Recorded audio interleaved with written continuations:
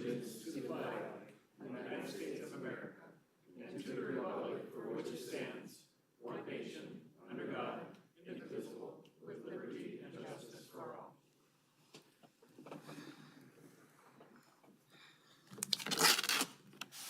Urbandale is a national leader in character counts, endeavoring at all times to promote and model the principles of trustworthiness, respect, responsibility, fairness, caring, and citizenship. In conducting today's meeting, we will expect all participants will act in a respectful manner consistent with these principles. Item 2 is to approve the agenda. Do I have a motion? Second. Motion by Guy on the end, McBurney, and seconded by Bridget. Please vote.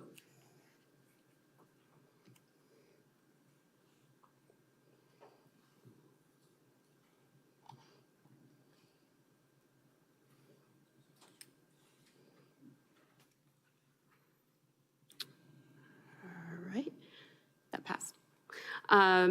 Tonight we have one proclamation for National Night Out before we get to the Citizen Forum. And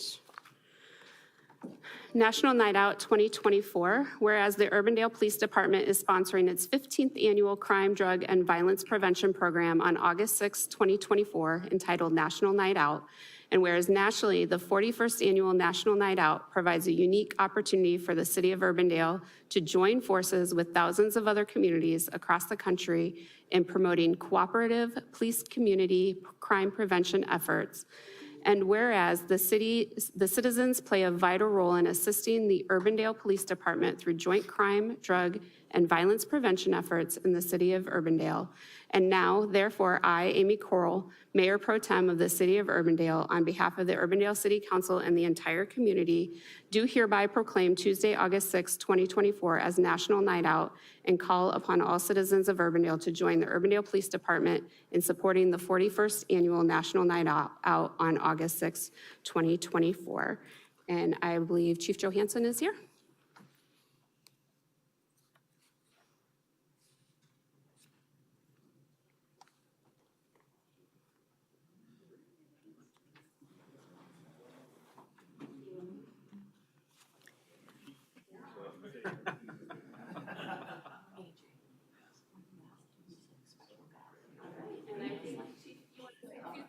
So it's National Night Out is tomorrow night in our parking lot and down around the soccer field, starting at 5 and until 7:30. I made a list of all the things that we're gonna have going on. Not that special. We're gonna have food, we're gonna have hot dogs and chips, pizza, popcorn, snow cones. We're gonna have a Black Hawk helicopter landing about 5:30 on the soccer field. And it's gonna take off about 7. You've ever seen that? It's pretty awesome. We got the petting zoo bass, dunk tank. There'll be an officer in that dunk tank. Just look around the corner. Canine demonstrations. Iowa Wild's got their inflatable hockey rink there. We're gonna have 3 bounce houses. We have free National Night Out T-shirts and swag, a bunch of door prizes. We're gonna give away a bunch of bike helmets to the kids. We're gonna have live music. We're gonna have the BU dance performance. The honor guard is gonna raise the flag and do the national anthem. Urbandale Jay Walkers will be there performing. And of course, the donut eating contest, which I am the reigning champion. There we go. 2 years running, well, 3 years running, 3 years running. And I don't know, it's gonna be a tough year, I think. And we're doing a drawing for bicycles. So hopefully everybody can make it out. It's really a great event. And the weather's supposed to be fantastic. So hopefully everybody can make it. Awesome, thank you. All right, item 4 is the Citizens Forum. This is your opportunity to address the council on items that are not part of tonight's agenda. Is there anyone who would like to address the council? Go ahead, come on up. Yep, up here, and if you could state your name and your address for the record, that would be great. I had the name plan, just not the address. My name is Beth Arnold. I live at 4605 99th Street in Meredith.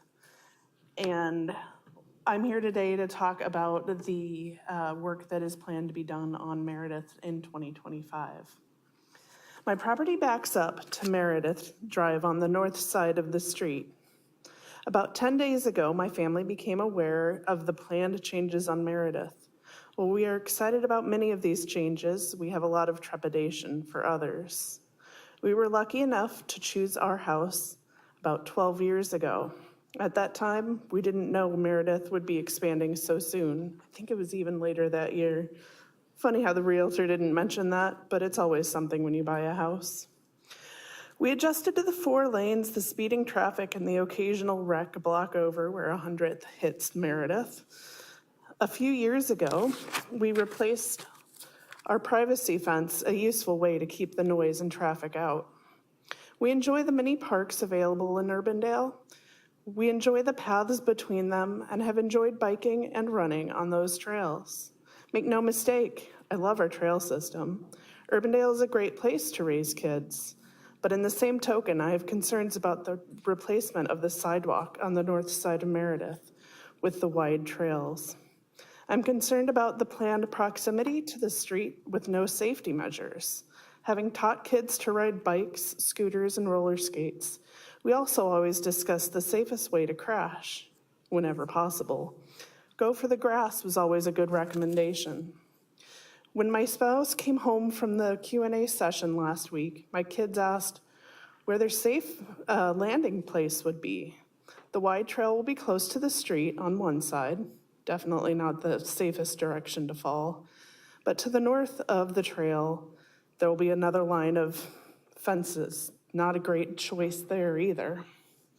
So one of the things I'm concerned about with this trail is where the city is planning, what the city is planning to do to keep the trail users safe. The proximity of the trail to the street begs another question. Where will the shoveled snow go? This newly widened trail essentially adds another driveway width surface for me to shovel each snow, and then likely again each time a plow goes by. Even now, it's not uncommon for some of the plows to spray snow onto our sidewalk after big snows. If these trails are as close to the street as described last week, I envision a battle between the residents to find a place to put snow and the city dumping it right back on to the sidewalk. I don't enjoy the prospect of an unending loop of shoveling and fines because, as we all know, you get fines if you don't shovel within 24 hours. So where does everyone put this snow if your either option is the street or smack into a fence? One final comment that I have, and this goes back to the start of my comment. Communication on this project has been far too passive. We received notification in the form of a letter shortly before the session, and we saw the event on Facebook. The impact of the project to our properties was buried in the description. I understand that this was part of a plan identified in 2019. What I don't understand is the lackluster communication of real impact. When asked at the Q&A session why we were just finding out about the trail impact now, my spouse was told that the information was available on the website. This is not a great response. It's similar to telling a community member that a needle is in the haystack and why didn't they look? If you don't know there's a needle in the haystack, how likely is it that you're going to go and look? We received multiple flyers and emails about the city flags. We received the meeting mail in, sorry, problem with writing notes. We received the meeting mail in the days leading up to the session. If the city can find a budget for sending flyers about a city flag, they should be able to parse messaging to impacted properties when a major project will happen. And so that's one of the bigger asks that I have is an improved communication to the residents. Thank you. Okay, thank you. Is there anyone else who would like to speak to the council?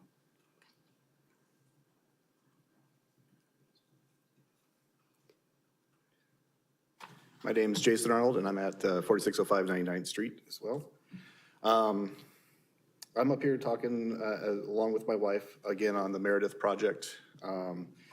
I attended the Q&A session last Tuesday, and again, we first heard about this project 10 days before that Q&A session. And just to reiterate what my wife has said, it would be nice if the city had a little better communication with residents whose properties are going to be impacted by major projects. I know I would have liked to have been known about this project so I could give input about, why isn't the city using bike lanes? Does our sidewalk need to be replaced versus having sidewalk added to the Plum Drive Road, which still needs a sidewalk, or even 86th Street Bridge, which could really use a sidewalk considering we have citizens who walk across that bridge almost on the daily. So the other thing I would like to talk about too, with regard to the construction itself, we've been having to deal with the construction on 104th Street West. I'm sure you've all heard the complaints from many citizens about the constant lane changing, the horrible usage of cones. It was disastrous trying to figure out where do we need to be in our lanes. You had the assistant director talking to KCCI the other day as well, and that sent up a lot of red flags when they were talking about how they didn't even know necessarily on the day-to-day where the traffic lanes were going to be. And based on that, I'm hoping the city can start reviewing maybe the past 5 years of projects they've had, because I know there have been several other projects, even along Meredith still. For instance, when you put in the city signs at the off-ramps on Meredith from the interstate, I had to call in there to get cones placed to cut off some of the right lane traffic that was turning right because the lane ended right there and they didn't cut off the right lane of traffic on the off-ramp. So people were turning right into cones. Then there's countless other issues that have come up from the construction, from various, even on Douglas, there's been issues there. Additionally, from the Q&A session, there was a lack of information, I think, that needed to be provided to people that showed up. There should be documentation on the exceptions that the city is planning on doing that doesn't meet the state and federal minimal standards for shared path usage. Since we are going with 8 to 10 foot versus the recommended 10 to 12 foot, that needed to be documented and sent to the Iowa DOT. That documentation was not available as far as I was aware, and I've looked at the project site online and it wasn't available there either. Also, there should be contact with the Bridge and Structures Bureau, since we do have a bridge that goes over that road that we are looking to have the sidewalk widened on. I'm curious if that has been done and where the documentation or the documents are for that. Some concerns I do have about the sidewalk itself. I love our sidewalks. I love our trails. Let me be clear on that. We use them constantly to travel down to the library and to travel to Bebop's over on 86th Street. So we use these trails heavily already. With the sidewalk on the north side that's going to be replaced, I asked specifically if there was any impact studies done and was told we don't have to do them. So no, there is no impact studies completed. You are looking to tripling the amount of concrete on that north side, and you've got 2 hills that are meeting down at a creek bed. I would hope that the city would take into consideration doing an impact study just to see how much water that creek can hold and how much water our storm drains can hold that all that running is supposed to be, water is supposed to be running into. Additionally, if those sidewalks are not graded towards the street, the properties will be impacted by that tripling of water flow from the concrete. As of it stands today, the current grade of those sidewalks is grading towards property, not towards the street. So the other question I would have for the city is when those sidewalks eventually do settle, and if the settling now grades the sidewalks towards the property, is the city going to come in and pay for that, or the property owner is going to be expected to cover at least half of that cost? What is the impact there to the property owners? This is all information that should have been present at the Q&A session as well. Some of the other things I have is safety. Right now, there's a tree at 94th Place that has been a safety issue since that sidewalk's been in place. And we learned at the Q&A session that tree is not going to be removed. The safety issue with that tree in particular is anyone taking a bicycle has to be very careful going around that curve. And from what I learned at the Q&A, that there's nothing going to be done with that property's sidewalk at 94th Place. I know having taken a Burley around that corner, it's very easy to topple because of the retaining wall that's there that runs right up next to the sidewalk. And I'm just curious why that tree which is clearly on city property, is not slated to be removed, much like a lot of the trees were removed at the Bestland Park when that development was done there. If you're not going to be widening the sidewalk there, it kind of defeats the purpose of widening that sidewalk across the entire length of that road. Additionally, from a safety perspective, I asked about pedestrian crossings. We have one at 100th Street, one at 95th Street, and a few others blocks up closer to 86th Street. There are no markings there whatsoever for those pedestrian crossings. I asked specifically if we were actually going to get proper pedestrian crossings. The answer was no, that people should assume that those are intersections and cars should assume that people should be watching for pedestrians there. That is not the case. That's never been the case. We have a daycare there at 100th Street. I know I have residents in our neighborhood who take their kids to that daycare and have to cross Meredith. There are no signs, no paintings on the crosswalks. At the very minimum, I would ask that we get at least a stationary sign and painted crosswalks. Lastly, I would hope the city could revisit looking at implementing bike lanes. I think that Meredith Road is a really good contender for bike lanes. The Federal Highway Administration really recommends bike lanes when you have less than the 10 to 12 feet width for your sidewalks and shared youth paths. I think that could really help with the traffic. Plus, as a cyclist myself, I'm not gonna wanna use the sidewalk when I'm going down these hills because there's residents cross sections constantly along there. And the residents have to come up, clear up to the end of the curb to be able to see traffic to enter into that Meredith Drive. Just because of all the fencing, the other vegetation, et cetera. So I would hope that the city can revisit maybe adding bike lanes to that. Thank you for your time. Thank you. Is there anyone else who would like to address the council? Councilmember Bodie has joined on. Okay, thank you. So Councilmember Bodie has joined the meeting. All right, hearing none, we're going to move forward to the adoption of minutes. Do I have a motion to adopt the minutes? So moved. Second. Moved by Carberry Montgomery and seconded by Rosendahl. Discussion? Please vote.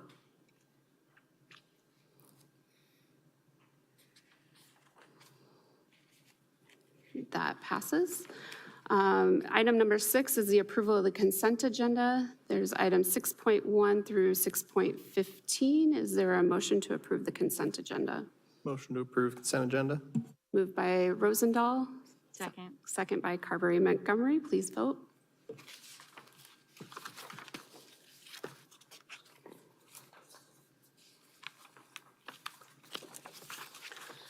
All right, the motion passes. Next up is item 7.1, public hearings to consider the Walnut Crest Outlet Lot B amendment to the Planned Unit Development Master Plan. This is a public hearing. Notice of the public hearing was published on July 19, 2024. Was there any objections to this notice as published? There were none. All right, motion to open the public hearing. So moved. Motion by Rosendahl. Second by McBurney. Discussion? Please vote.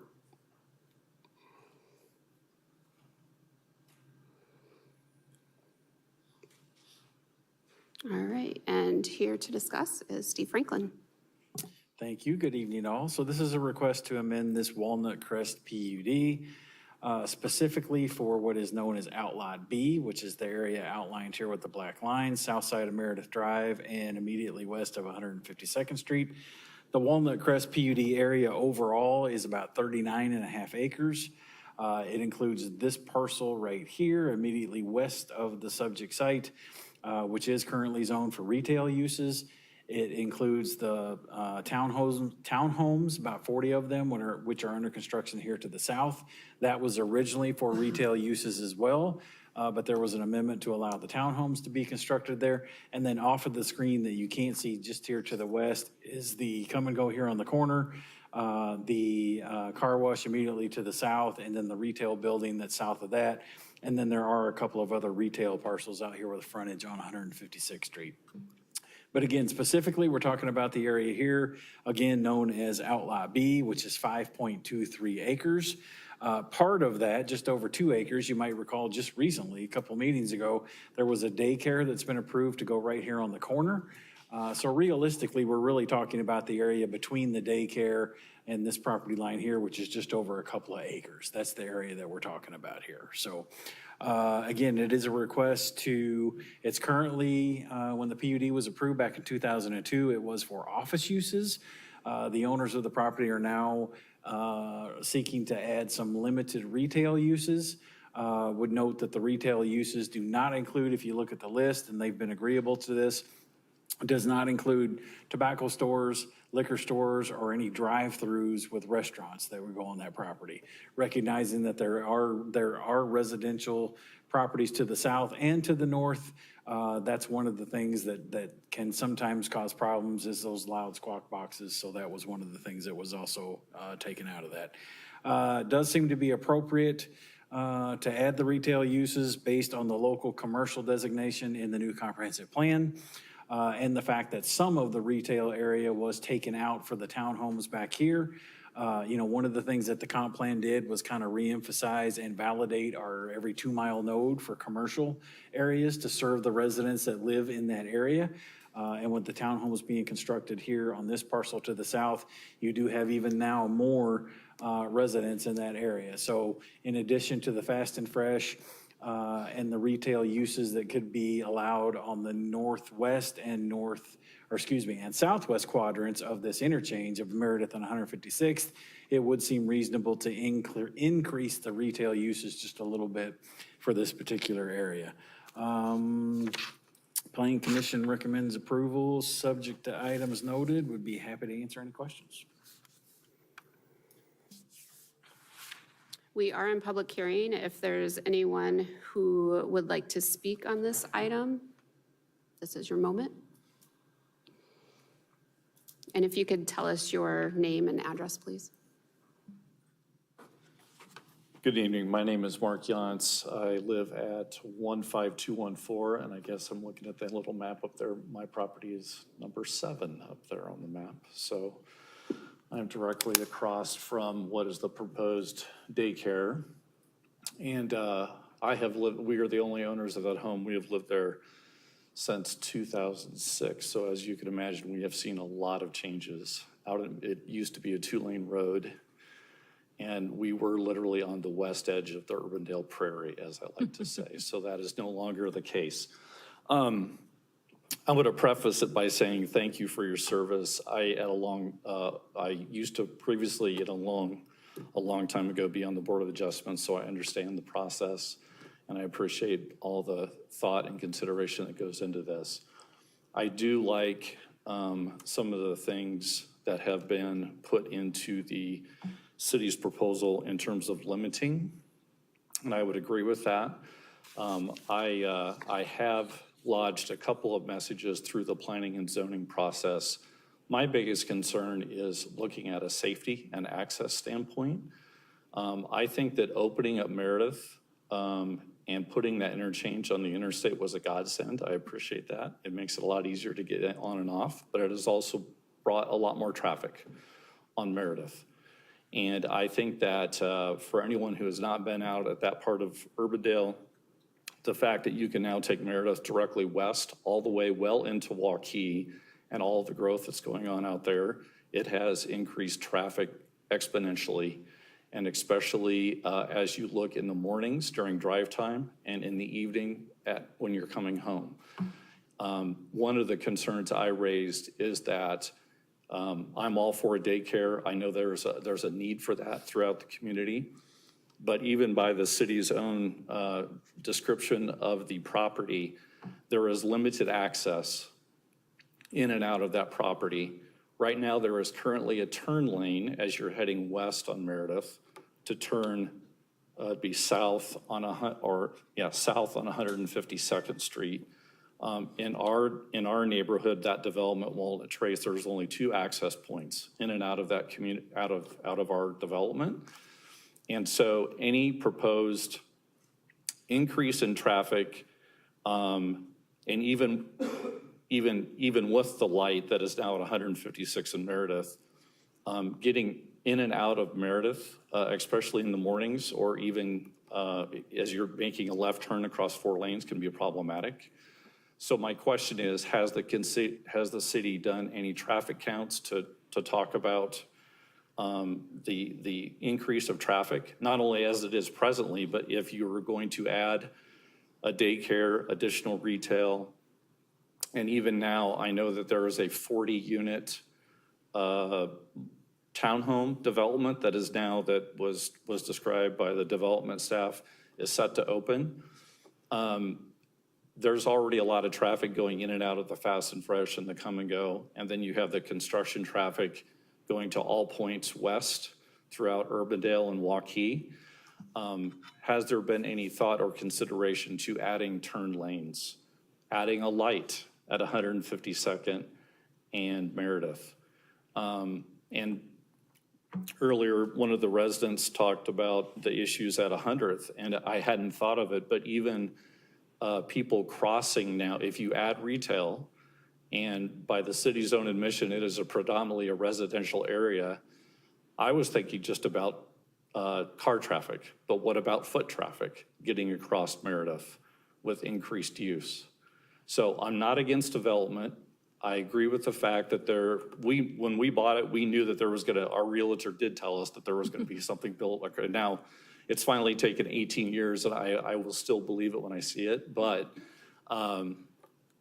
if it's gonna be there, and it is primarily a residential area, I just ask that the city give careful consideration as to what is going in there, and is it compatible with a daycare? Is it compatible with the long-range plan of the city? But keeping safety in mind, and also knowing that with increased businesses becomes increased traffic and safety issues. Thank you. Thank you. Is there anyone else who would like to speak? If no, is there a motion to close the public hearing? So moved. Motion by Carberry Montgomery, second by McBurney. Motion, please vote.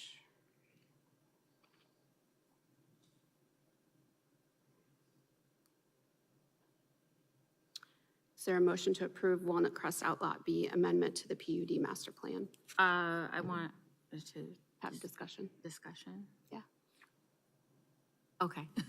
I really want to thank you, Mr. Yantz, for coming to speak. I say this at every meeting, but I am the lone representative on the council of Dallas County Urbandale. I live a few blocks south and west of you, and I have lived there just a year less than you. And so I have seen a lot of changes out there, and I am really excited about these possible changes that we're going to see, but I absolutely agree with the need to continually assess the safety, both of traffic and pedestrian safety, as we continue to develop that. I talked to AJ a little bit today, as the fire station a little bit east of here, I know he's frequently asking the chief, how the access in and out is going for that. I just do know that traffic has increased dramatically, especially at peak times for coming and going to work. And then we also have a number of schools in the immediate area that have significantly increased traffic there. So I want to make sure that we're really keeping an eye on the need to put a signal at 152nd or possibly a pedestrian signal to start when this area actually gets developed, and there will be more need. But I know there's not, the folks in his neighborhood do go to school at Walnut Hills, and there is not very many places to cross the street there. So there's just a whole lot of things that are going on at that area that I think we need to make sure that we are keeping on top of what's happening. But I do think the traffic has shifted dramatically over the last year or two, where it makes it hard to make that left turn out of 152nd Street going west onto Meredith. And then I get, knowing that there's a fire station just to the east, I think that complicates things. So I just want to reiterate that I think his points were incredibly valid and that we keep an eye on it. I don't know until the daycare and potential retail are actually developed if there's anything that needs to happen right now, but other than keeping an eye on it. So that's my 2 cents on this. Big surprise. Do we have somebody from or representing the daycare here? I was just curious. I don't think so. Oh, okay. I didn't know, like, with, That was approved previously, so. yeah, Intended to come. I didn't know if, like, peak drop-off and pickup time, like, coincided with the typical peak times on Meredith, because I know having kids in, like, pre-K and preschool, like, that's kind of, it's a little soft as far as when those peak times typically happen. It was discussed a little bit at P and Z, and that was reflected in those minutes. And I guess the consensus from P and Z was that seems to have changed a little bit. It's not quite as hard in the morning and the afternoon as it used to be. It's more throughout the day now with more people working from home and other various reasons. And the consensus from P and Z was that's something these days that kind of tends to work itself out.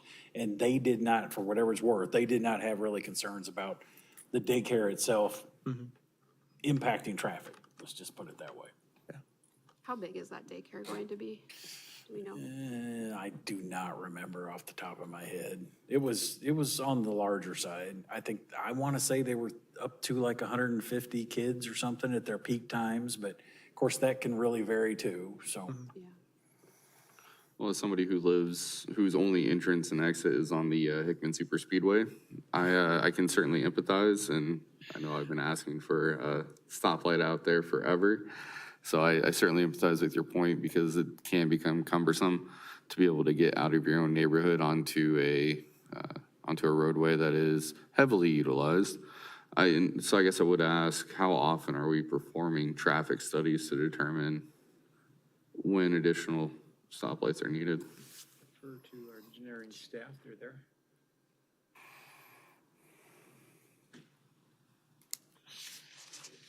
One thing I would add is, we just added the traffic signal at 156th in Meredith. I think 152nd in Meredith is a long ways from ever meeting Lawrence. I would also say, I think it's probably too close for another traffic signal. It's something I think we need to look at. The big picture is, is every intersection going to have a traffic signal on our arterials? I think we usually try to keep them that good quarter mile, if not even further on the spacing. So again, we have not done a traffic study here because again, the development's not there, but I don't believe it would warrant a traffic signal at this time. Do we ever have like a timed interval between traffic studies just to kind of get an idea of what traffic's looking like in areas? The DOT does traffic counts typically every 4 years, or at least give us an idea what the ADT would be on Meredith. Unfortunately, their last one was 2020 for COVID, so they did not do them. Yeah. So we're waiting, they're counting 2024 for us. It's usually into 25 before we see those numbers. Yeah, and 2024 is going to be before everything takes place, so yeah. Correct. Okay. We have the ability to do our own counts out there. So at any time, we can always check a street and see what the volumes are. Again, keeping in mind, that's still just kind of that snapshot in time. Right, yeah, thanks. Well, I think once we see the daycare and hopefully this particular development that we're discussing tonight will happen sooner rather than later, I think we need to reevaluate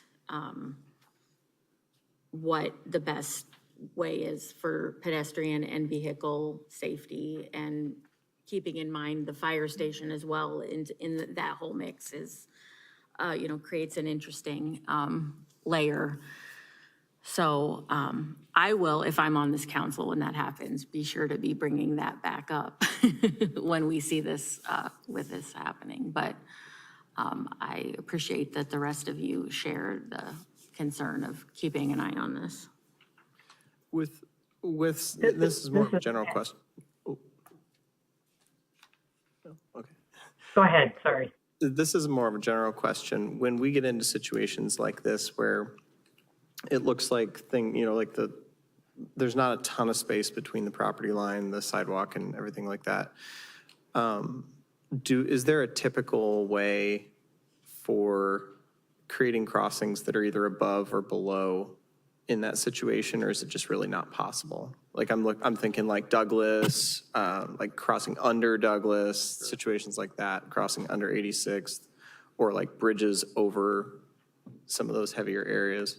Sure, the culvert crossing underneath is maybe the biggest challenge because you got to figure out how to drain it or you got to pump it out. So again, those typically is an issue. The only thing is with a pedestrian bridge, they're always possible. It's just a couple things. One is for the ADA, you have to find a way to come up and over with the limited right of way. You're almost kind of looking at the corkscrew, which gets very expensive. So it's just really a cost function. Gotcha. And what's the nearest, because 156 is the west closest crossing, like official crossing west. What's the closest crossing east of here?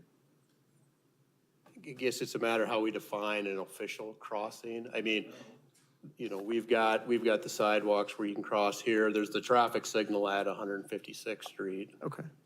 Yep. There's a trail underneath at the fire station. Oh, at the fire station. Gotcha. You can go underneath the. Anything else? Oh, Pat. Well, I was just wondering if can everybody hear me all right? Yes. Okay, I was just wondering if, as opposed to just saying, let's keep an eye on it, if there is some aspect to our resolution tonight that could be a little bit more concrete, that would be something to the effect of when and if development of this 2-acre area occurs, we make sure that within 6 months to a year, there is some sort of traffic count or assessment, so that we don't force people to have to kind of come back within a couple of years of something like that happening. I don't know, maybe that's not ever been done, but I would like to put a little bit more concreteness to the point that's been made here about the traffic assessment. So is that a motion? Well, yeah, okay. That we would approve this with the understanding that within 6 months to a year, whatever number John thinks sounds reasonable. No more than 12 months? Yeah, no more than 12 months. Yeah, some level of traffic assessment occurs. Formal traffic assessment occurs. All right, motion by Bodie, second by Rosendahl. Any further discussion? All right, let's vote.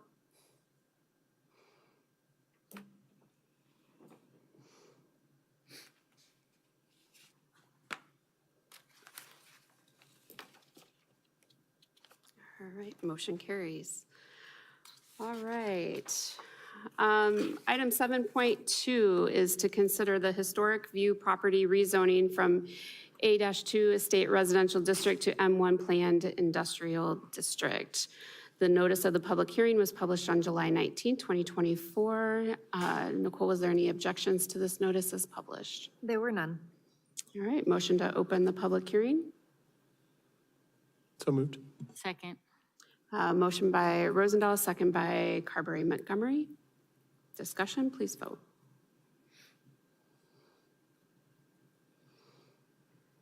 All right, and Steve Franklin's back again. Okay, this is a request to rezone the property you see outlined here in red. It is just over 9 acres in size. Borders 111th Street is here on the west. Justin Drive is here to the northeast. The property immediately adjacent to the north is zoned M1. The property immediately adjacent here to the east is zoned M1. And this is a request to rezone this from A2 to M1. It would allow future light industrial development, which is permitted in that M1 district. Like these adjacent properties in this general area in general, could be characterized that same way. This is consistent with the comp plan and what the uses would be for that particular parcel. Planning and Zoning Commission does recommend approval subject to the items noted. We do have the signed conditions of rezoning here. Those have been signed by the property owners, so all is good in that respect. Would be happy to answer any questions. We are in public hearing for this. Is there anyone in the audience that has any questions or would like to address the council? All right. Is there a motion to close the public hearing? So moved. Motion by Rosendahl, second by McBurney. Discussion? Please vote.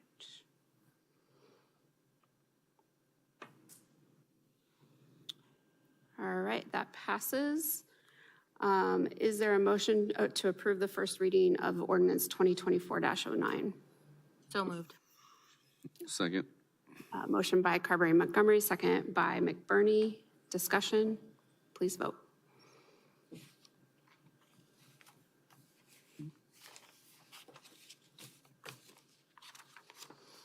All right, and that passes.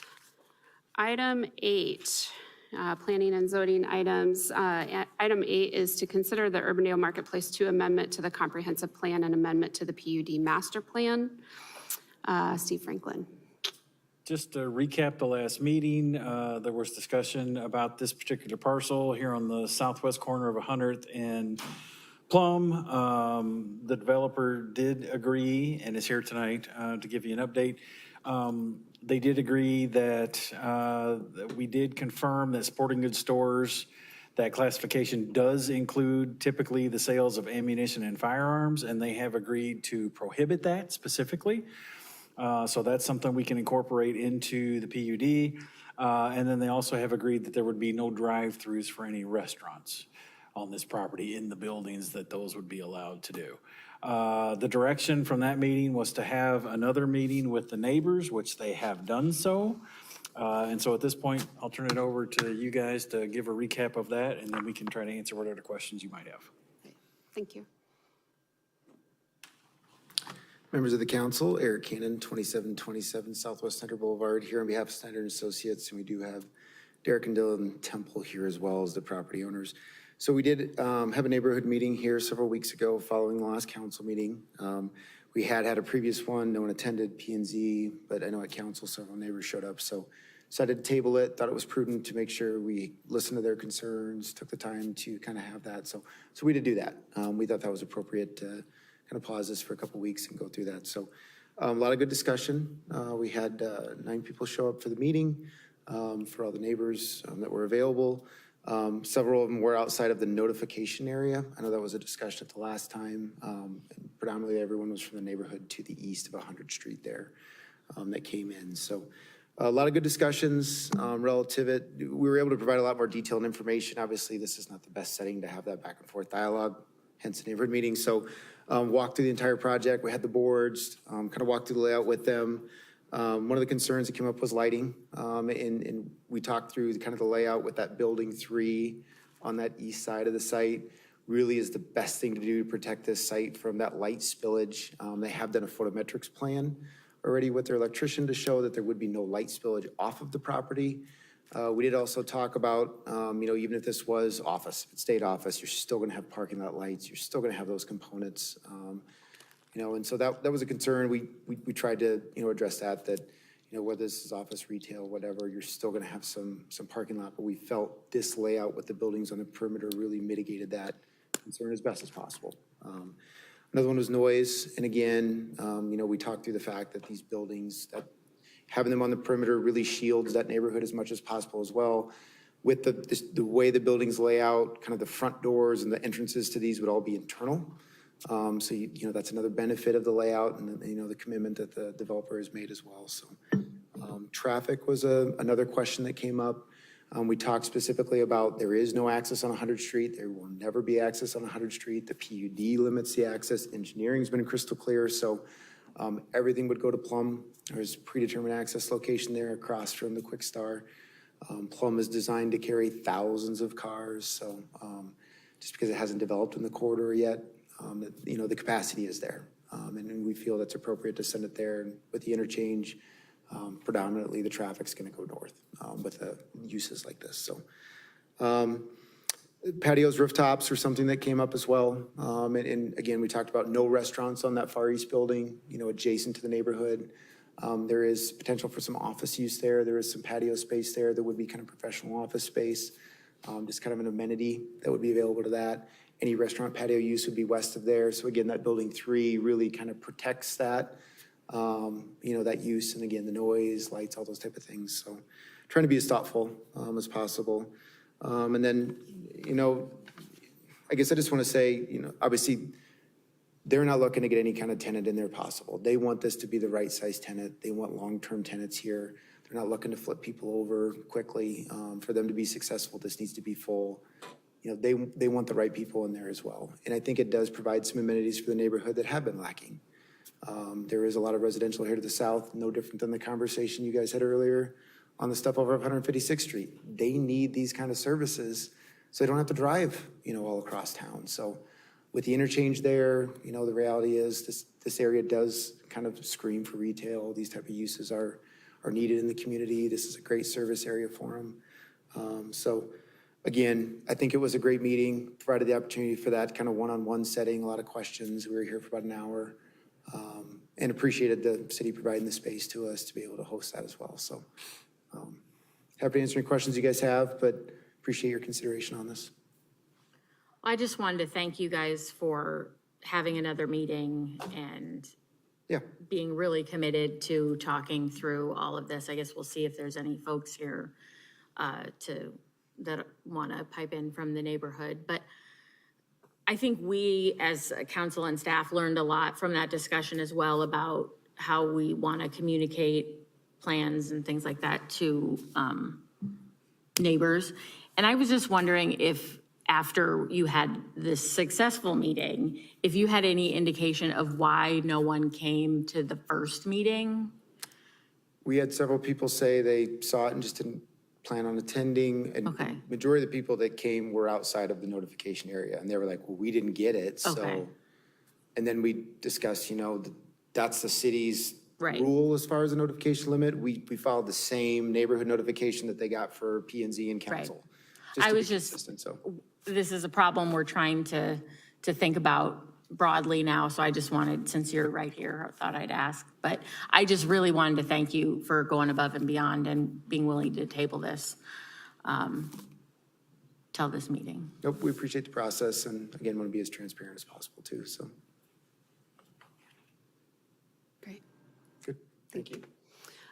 Because this is a continuation of a public meeting, is there anyone from the community that still wants to speak? Just because I see you're here. And we will keep this short, if possible.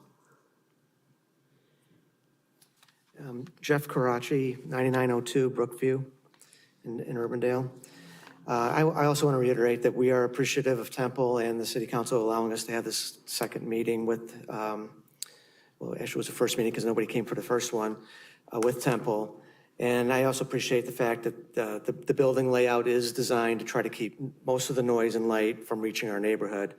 I still have an issue though, and that is with the rooftop areas. And I don't feel like Temple was willing to compromise on those concerns that I had, so I wanted to bring them up. My concern is with noise, particularly music that might be emanating from those proposed rooftop areas and drifting into our neighborhood. The proposed rooftop areas on building 2 and 3 also will result in a lack of privacy for those that live on the western edge of our development. Because from those upper levels of 2 and 3, they'll be able to see into the backyards of several of the houses there that are adjacent to Sutton or 100th Street. I asked Temple if they would consider removing the rooftop areas that's built into the design of Building 3, because this building is not supposed to have any restaurants or bars. It leads me to believe that what use would that rooftop area have? My concern is down the road that they'll come back and say, we want to put a restaurant in this building, and it'll get by the neighborhood again, we'll miss it, and all of a sudden we'll have another bar or restaurant up on that Building 3 directly across the street from our neighborhood. I I also asked them if they would consider moving the proposed building to rooftop area, which is on the eastern side of that building, to the western side to try to give it a little bit more distance again to our neighborhood. And that was also rejected for aesthetic purposes. So those are still my concerns. I'd like to have some sort of, assurance that noise and music and things like that are not going to be a problem in the future from those rooftop areas. I'd have no concerns at all if they would just eliminate the rooftop areas, keep the noise and stuff confined within the buildings themselves. But that's the reason I'm here, and I know I have another neighbor here that wants to talk about some other things.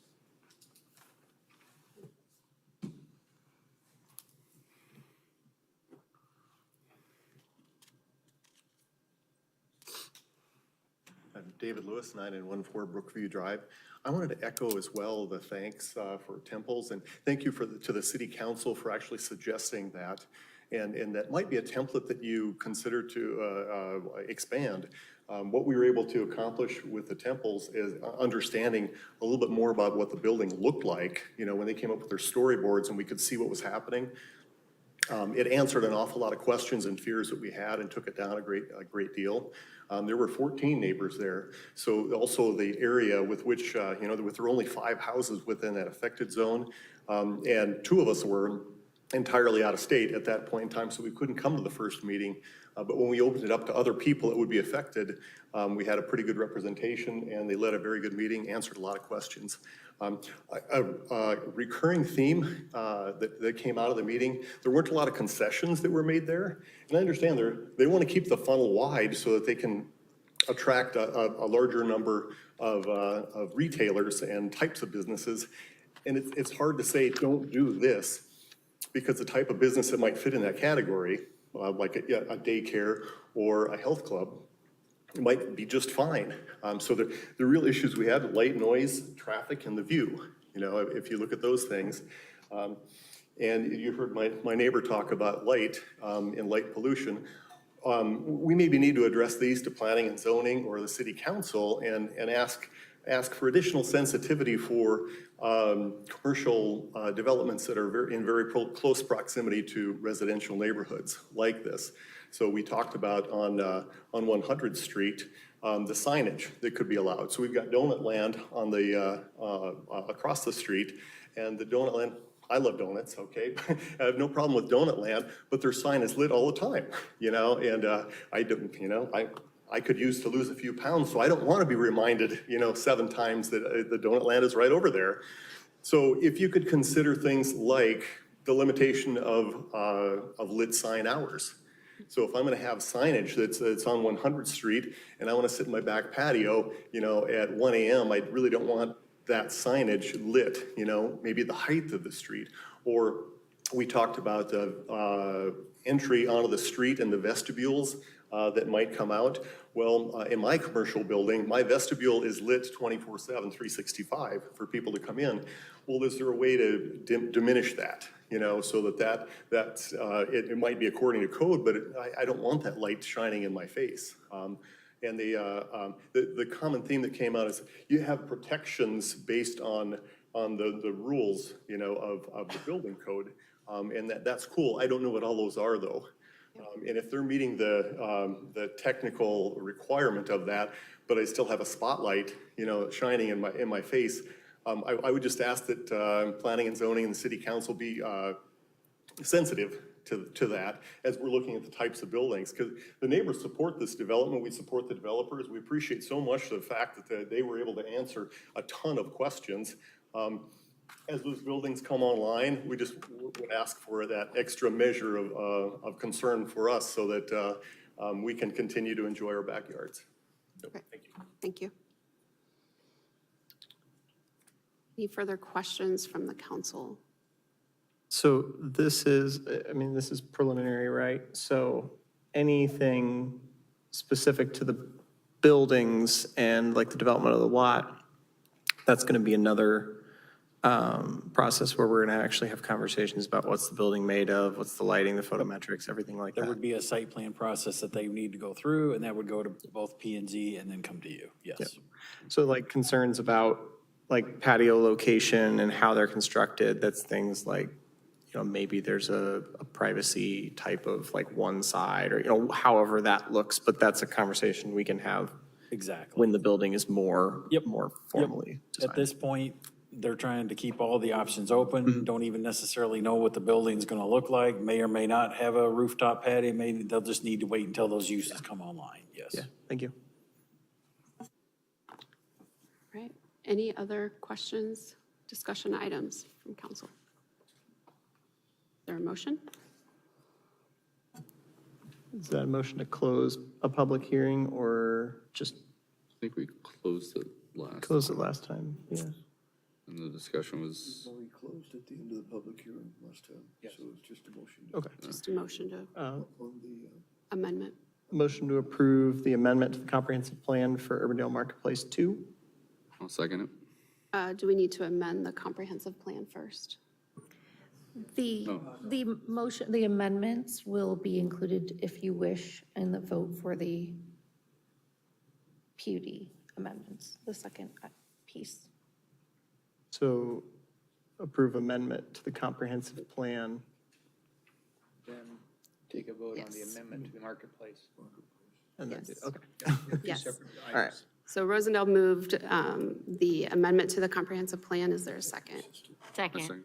All right, Carberry Montgomery, second. Discussion, please vote.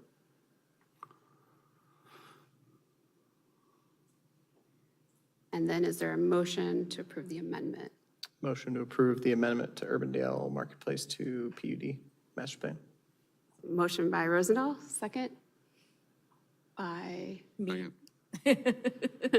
Carberry Montgomery, second. Sorry. Discussion, please vote.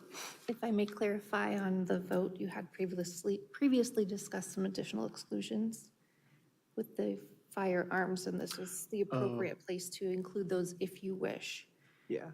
excluding the firearms and the. All right, I'll restate my motion then to include that. Motion to approve the amendment to the Urbandale Marketplace 2 PUD master plan with exclusion of firearms and ammunition sales with the sporting goods definition. All right, Is that good? And drive-throughs drive-throughs for Those were the two things we discussed before. and drive-throughs For restaurants, or restaurants. yes. And that's building 3 for that one specifically? Yeah, I can't, well, there were no restaurants, I don't believe, in building 3. It's whatever those uses were that were. Oh, okay. before. Got it. But yeah, any restaurant in whatever the buildings were where they would be allowed could not have drive-throughs. Okay. Yep. All right, That. moved by Rosendahl, seconded I'll by second Carberry that. Montgomery. That, Discussion and vote.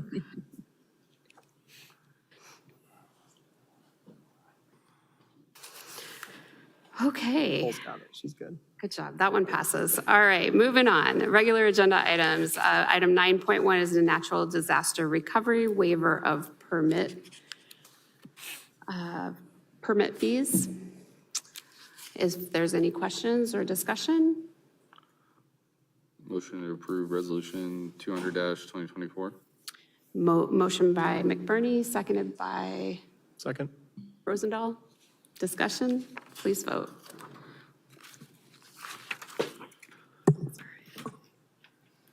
And Mayor Pro Tem Kroll, just a note that Mayor Andeweg was able to join the meeting to listen, so Great. he's on as well. Hello, Mayor Andewig. We'll hold our comments now. All right, item 9.2 is the consideration of special hunting on antlerless deer 2024-2025 season. And Rob Johansson, Police Chief, is here to discuss this. I'm here to answer any questions on the deer hunting program for this year. This is our, gosh, what was it? I hit it in here. I highlighted it. 26th consecutive season for deer hunting in the city limits. So if you have any questions, I'd sure answer them. Do we have, I don't remember asking previously, do we have a count on how many people are approved to be part of the lottery? The lottery for, we have 17 hunters that are approved to hunt, that we've done background investigations on, and confirmed there with, in cooperation with Iowa DNR, and they have to do their proficiency testing as well and all that. So we have 17 this year total. Gotcha. And do those spots all get filled, or sometimes we have a spot open every now and then for the rest of the season? We don't have a set number per se, just depending on how many people are going to come out and when are they going to hunt and those types of things. So you have 17, but some of them only go out twice, Some, it's just varying degrees. Others are out there a lot, depending on their time. So, yeah, so we just go with what we have and what we think we can accommodate as far as the stand locations and the areas that are going to be hunted.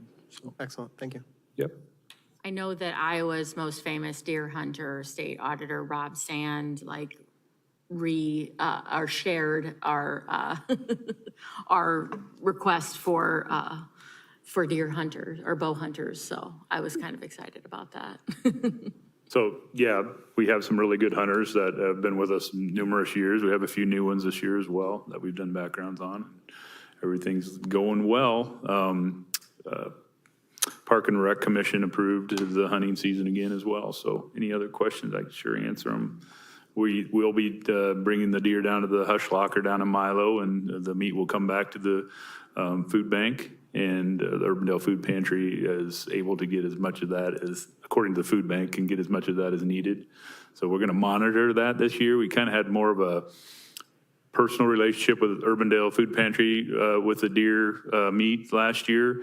We're going to go back with just the food bank and make sure that everybody's getting a fair share of that, I guess, that needs it. So if we'll reevaluate that after the season and see if Urbandale Food Pantry needed more, then maybe we kind of change that for next year. But I think it'll work well, just letting the food bank divide up what needs to go where. Yeah, I'll move approval of the special bow hunting of No, I'll move approval of Council Letter 7868. A motion by Carberry Montgomery, Second. second by Rosendahl. Discussion, please vote.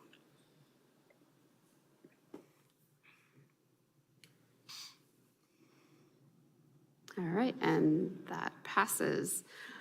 Item 9.3 is professional service agreement for school crossing guard program. Chief Johansson can answer any questions. Motion to approve Resolution 199-2024. Motion by McBurney, Second. second by Carberry Montgomery. Discussion, please vote.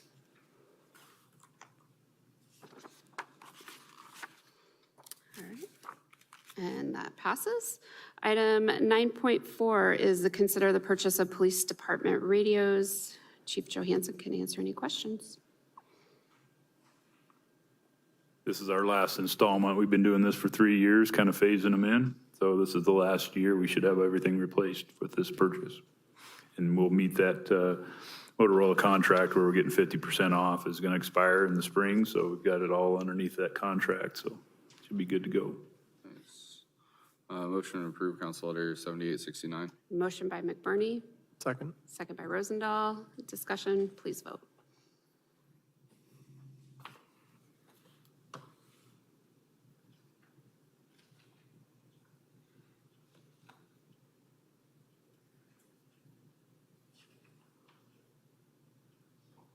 All right, and that passes. 9.5 is to consider the subscription agreement with Policy Confluence, Inc. And any questions can be directed to John Conyer, who is here in the audience. A motion approval of Council Letter 7866. Motion by Rosendahl, Second. second by McBurney. Discussion, please vote.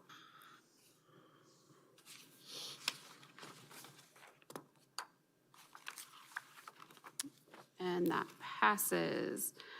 Item 9.6 is to consider the Walker Johnson Regional Park Swings and Slides Rubberized Surfacing Project. And Scott Hook is here for questions and discussion.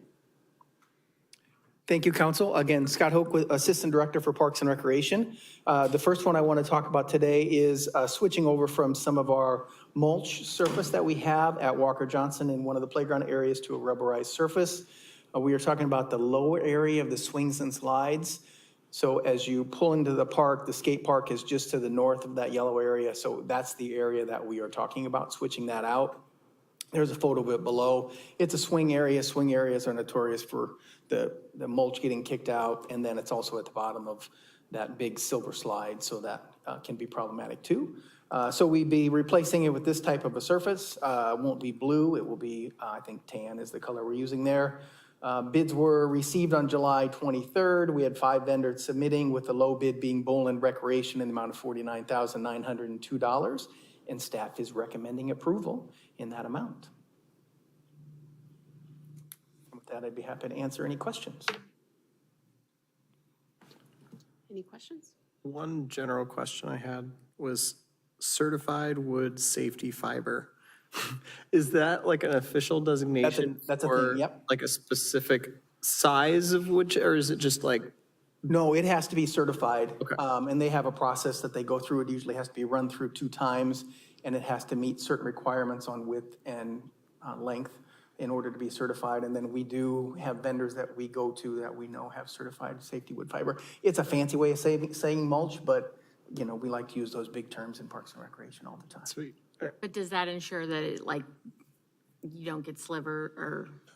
Right, and there's also, sometimes mulch has a little, it'll compact too quickly, right? And then it becomes not as absorbent for the impaction. So there's a lot. And then, quite honestly, we know the vendors that we use have quality product. Sometimes, occasionally, you can get something in there that you don't necessarily want. So we have a good list of about 5 vendors that we bid for on the certified safety fiber in order to do that. So it is a great alternative. It works very well, but also the pour-in-place works very well too. But as you can see, it's about 2,000, a little over 2,000 square feet, and it's about $50,000. So there's a price to it. So Thanks. Is there a motion?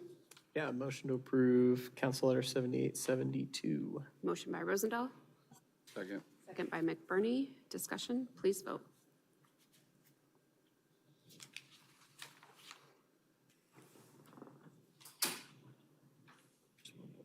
All right, and that item passes. Item 9.7 is consider Barrett Bozen Park and Natural Playscape Phase 2 project. So thank you. This is the second phase of Barrett. We actually have already approved the playground purchase. This is really for the flat work that goes along with it. So this is all part of Phase 2. And just as a reminder, Phase 1 of Barrett opened in 2022. It has the parking lot, the shelter, the restrooms, and some of those different amenities that you see here in the photo. But we are specifically talking about Phase 2, again, which the purchase of the playground was approved on June 18th. And it is kind of this north section. These 2 little circles here is part of that process of the improvements for the park. New components are, there's an obstacle course, a climbing rock, a wobble bridge hammock swing, and the bird's nest swing. And these are the photos of those, most of those items in there. So it does fit with the theme of the park and how the park looks right now. Can we reserve the hammock? We don't have a reservation in place yet, but that's something, but there's 2 of them. Okay, So that great. helps, right? If you show up and one's taken, you can use another one. So let's see. So bids were received for, again, this is the flat work portion of the project. Bids were received on July 23rd. 4 vendors submitted, with Concrete Connections being the low bid at $56,784. This step is, there's still one more step in this process. We do have to get an installer for the playground equipment. We purchased this equipment through the Omnia partnership, and then we have to do the installation. So that might be coming back before you at the next meeting, because that is out to bid now. But staff is recommending approval of the contract with Concrete Connections. And I'd be happy to answer any questions. I'm excited to see this. I did, created one of these 45 feet up in the air, so it's exciting to see this come forward. That Phase 4? Yeah. Motion to approve Council Letter 7873. Motion by Rosendahl, Second. second by McBurney. Discussion, please vote.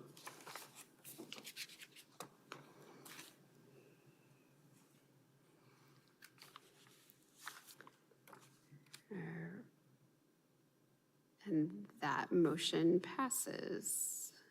Yes. Pat still on? Did that? Yes. Okay. Pat, your vote hasn't come through yet. I'm sorry. Wi-Fi has been a little. There it goes. Okay, thank you. That passes. All right, item 9.9 is consider city attorney appointment and city attorney services engagement. Nope. 9.8. We skipped Oh, I skipped one. All right, item 9.8 are bids for the Walnut Creek Regional Park playground improvements. You don't want to skip the funnest one. No, gosh. And again, this is for primarily the flat work of the project. As you may remember, back in April, council approved the purchase of all the equipment. And this is a great, wonderful piece. It's gonna have a large playing area, multiple swings, track glide. It's got a 2,000 square foot shade structure, and then just a lot of inclusive components, and then also a lot of pour and play surface as part of this one as well too. So that was what was approved in April, but then it's all the flat work that goes with it. Actually, there's concrete under the pour and play surface, and then all the sidewalks. The sidewalk actually connects you back up to the restroom. So there'll be a sidewalk connection back up to the restroom in the regional park. And there's also some stormwater stuff. We want to keep our engineering people happy. And there is some room for future expansion just to kind of the west there for some future park amenities as well too. That was all part of this design. So that's just the general layout.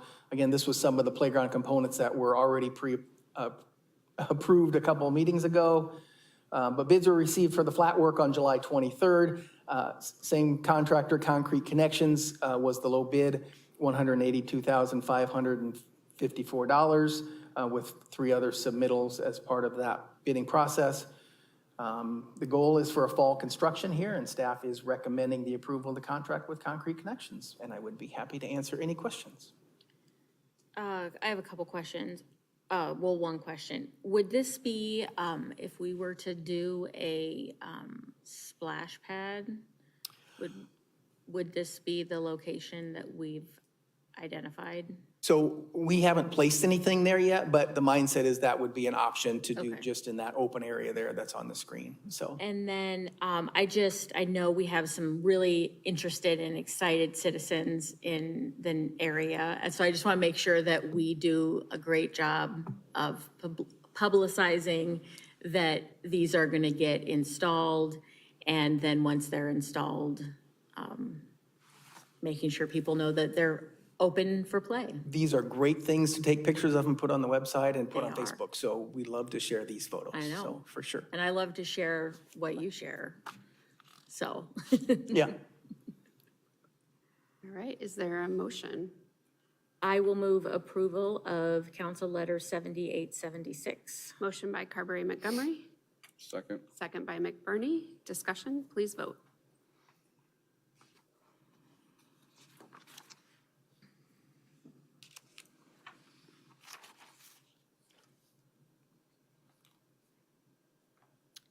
And motion passes.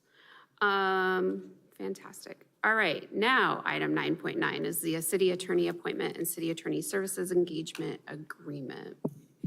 And AJ, I'm turning it over to you. Thank you.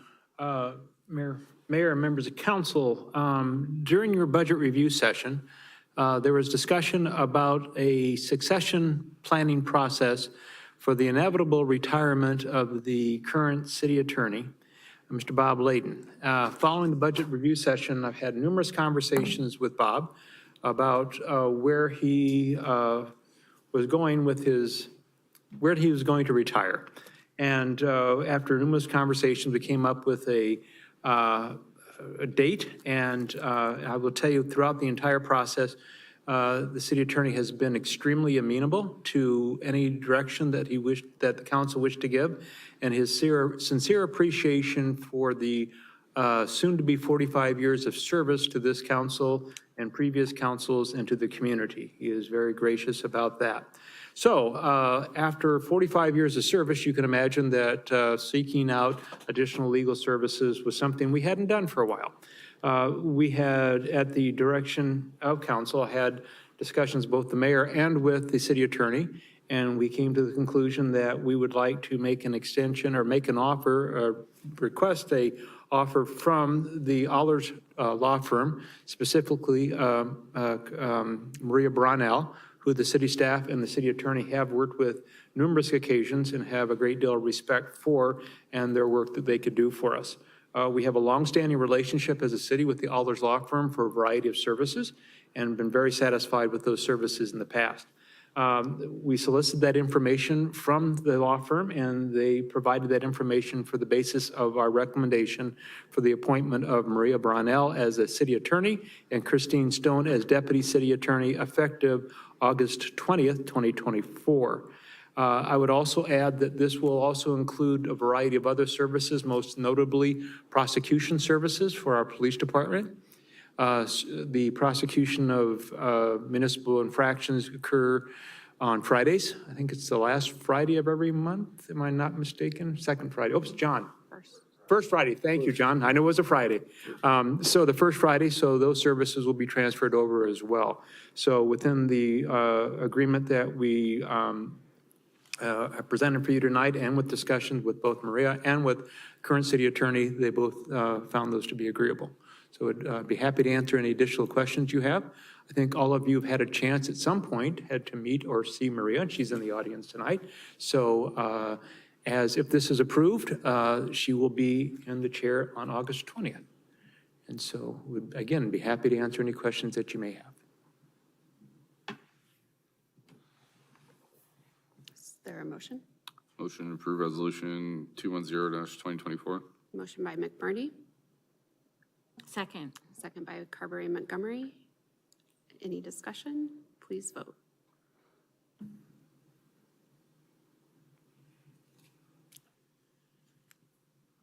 And that passes. And I'll make a motion to approve resolution 209-2024. Second. Motion by McBurney, second by Carberry Montgomery. Discussion, please vote.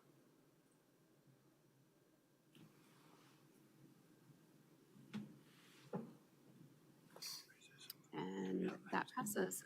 Yeah. On behalf of Bob Layden and myself, it's been 45 years that we've done this, and I think our appointment occurred simultaneously with the coming of the Pope to Urbandale. I don't want to put any direct light on that, but it did happen. So, very around the same time, but it's been a wonderful opportunity to serve the people of Urbandale. And I think that we all helped at the office, but Bob carried the water. He deserves all the accolades. He, and I know, been in his law partner for 49 years. He enjoyed every minute of it. He really appreciated working with all of you and all the previous council and this council, all the previous city managers and AJ. And I know Bob, if he could be here, he would tell you that thank you for the opportunity. So. And I would say thank you to your firm, and to yourself, to Bob, on behalf of the city council. 45 years does not go unnoticed, and that's dedication. And we could only be so lucky to have our next attorney stick around for 45 years. No pressure.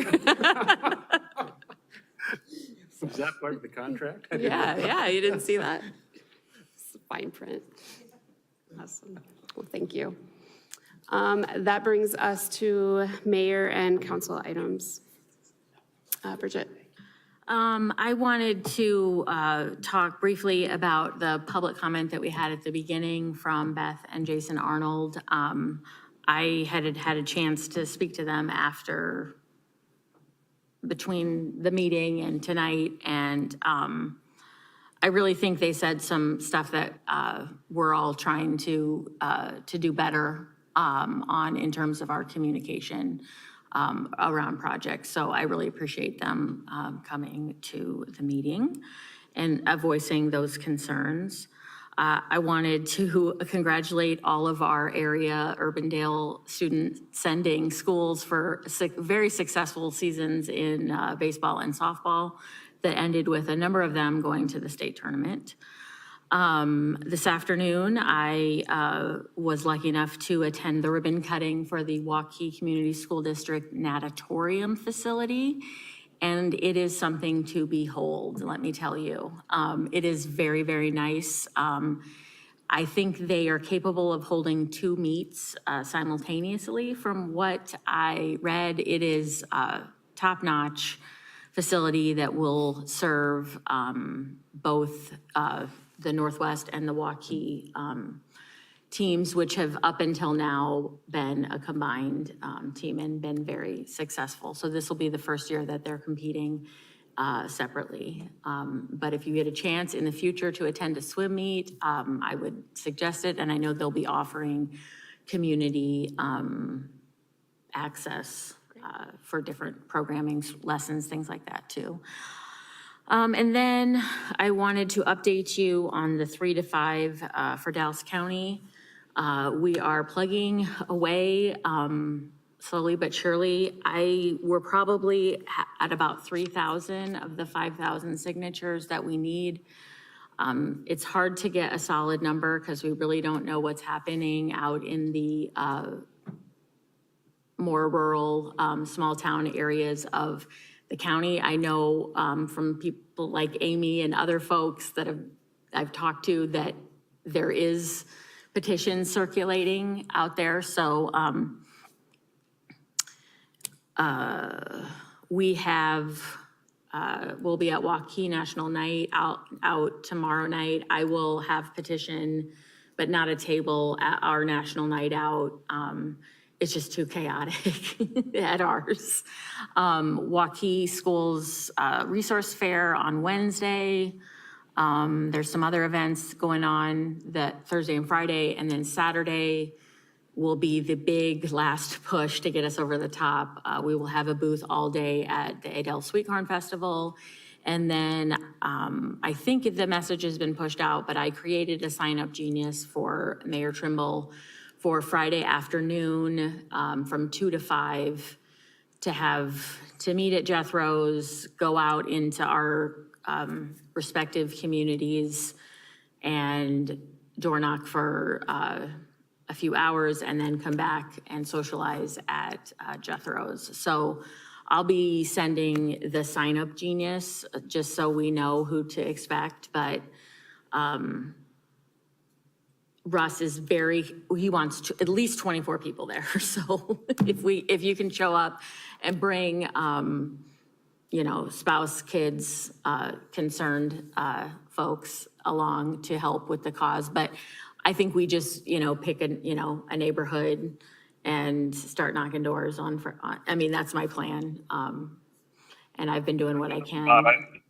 Oh, go ahead, Bob. It's Saturday. It's Saturday afternoon. You said Friday, I believe, but I think it's Saturday. Oh, no, yeah, it's Saturday afternoon.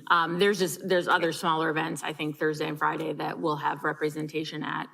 So, so Saturday will be a big day with the Sweet Corn Festival and then the council knocking. So that's it. Let me know if you have any questions, but we got to get over the finish line. This is a huge deal. Do we have places, businesses, and yes. Right now, there is Sugar Grove Goods in Dallas Center has a petition. The meat market off the square in Waukee, State Old Craft Meat or something. And then the Adele Family Fun Center, and there might possibly be one at A. Hines Pet Rescue for a few days this week.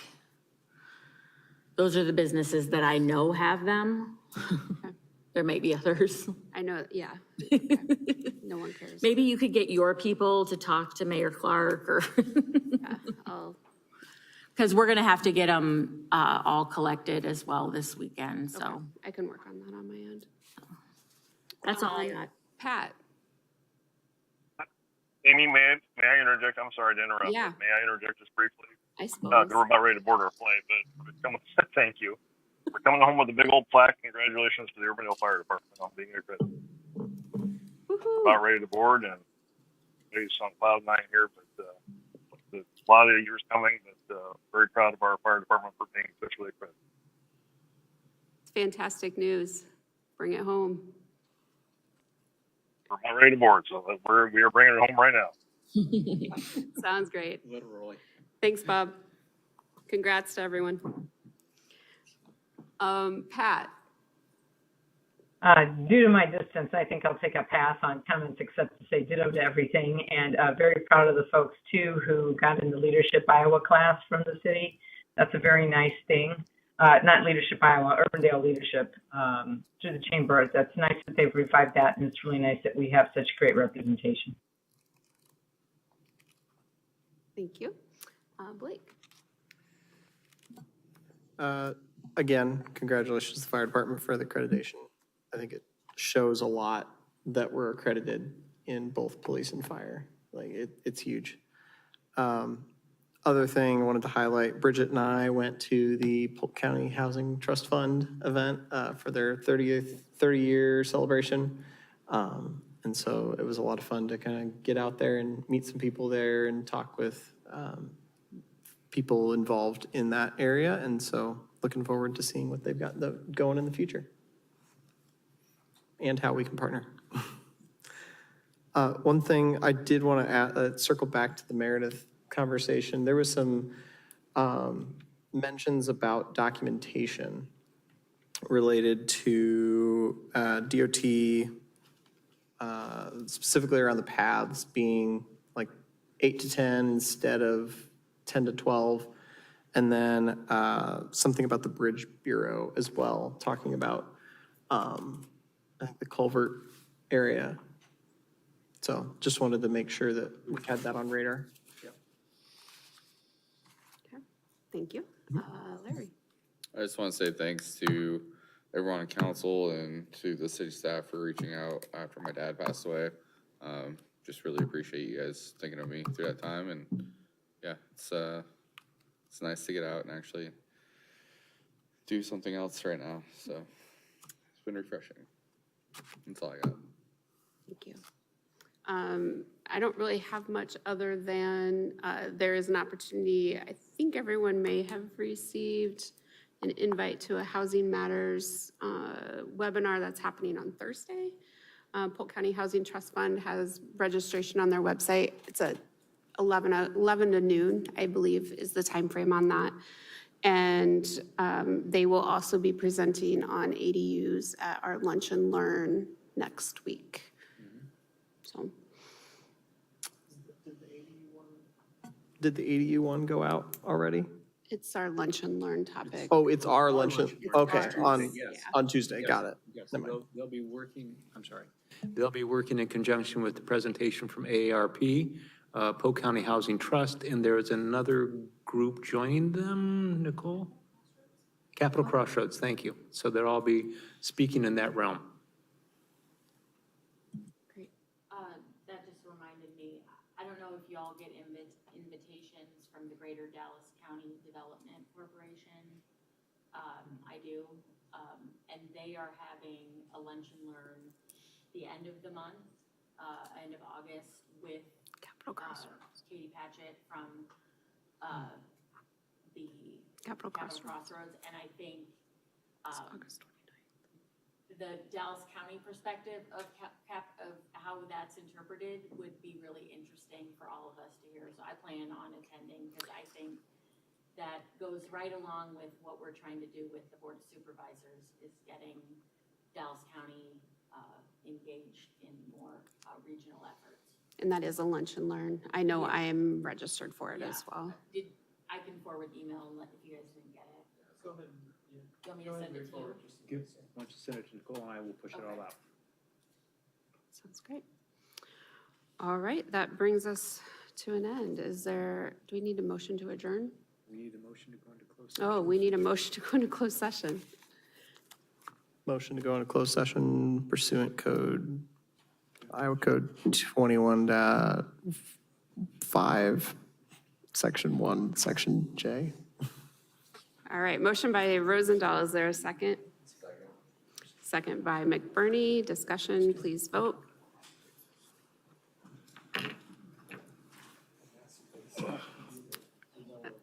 That's all right. All right.